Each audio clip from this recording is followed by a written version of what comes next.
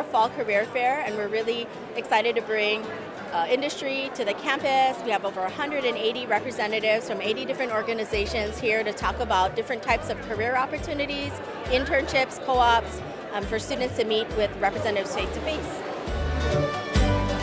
I didn't realize how many there are. There's so many different options to look at and experience. I think it's a good idea just so you can get a sense of where you might want to go after graduation and what classes you're going to need to take to get to where you want to be. We want students to really own their experience, own their college experience, all the collections of things that they've done at the university, their internships, their research projects, the class projects. That all adds to their resume and really helps them project out to employers about what they can do.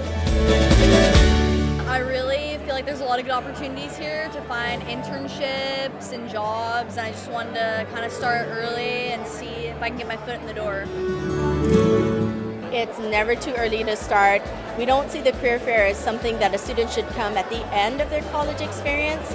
We see that it's really a planning tool for them to come in and hear it from the horse's mouth, hear it from industry, and see what they're saying and what they want students to do along their career journey.